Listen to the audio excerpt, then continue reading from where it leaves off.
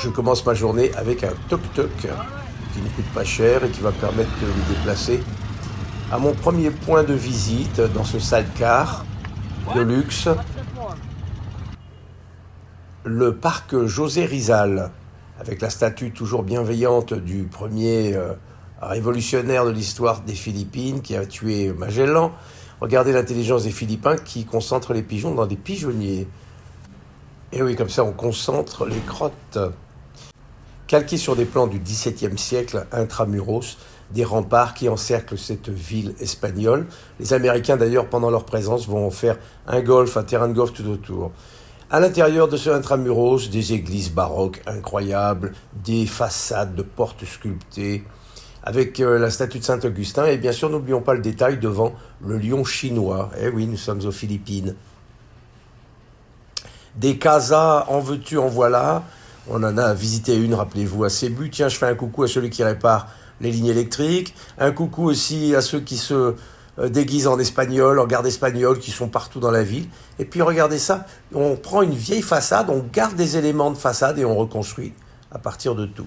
Une visite du musée d'Intramuros, où une immense carte m'accueille dans le hall, et on s'aperçoit de l'importance stratégique au bord de la rivière, de l'implantation espagnole au XVIIe siècle. Des statues en bois. Tiens, où sont mes bras, dit le bébé. Du bois sculpté magnifique. Et puis une exposition des bébés en ivoire, sortis directement des crèches de Noël espagnoles du XVIIIe siècle. Des bébés un petit peu de style bouddhiste, je trouve. Un mélange de deux religions. J'ai trouvé ça très intéressant. On peut imaginer la princesse et le prince chinois qui sont sous ce chapeau extraordinaire. Le sphinx espagnol s'en est.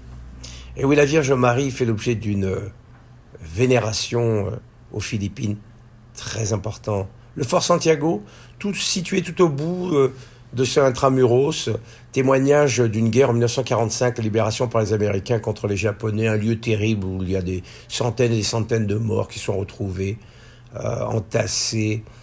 Une bataille, tout a été pratiquement détruit, plus ou moins reconstruit dans les années 50. Les Philippins aussi vénèrent José Rizal, un inspirateur de l'indépendance qui a trouvé la mort à l'intérieur du fort au début du 19e siècle. Alors je me suis demandé qu'est-ce que j'allais prendre comme moyen de transport pour rentrer. Le cheval, la carriole, ou alors tout simplement la moto. Et me voilà pour sortir d'Intramuros avec mon conducteur. Et je vous dis bye bye. Je vais peut-être encore l'appeler pour aujourd'hui pour m'amener au musée d'art moderne et la visite de Chinatown. À bientôt.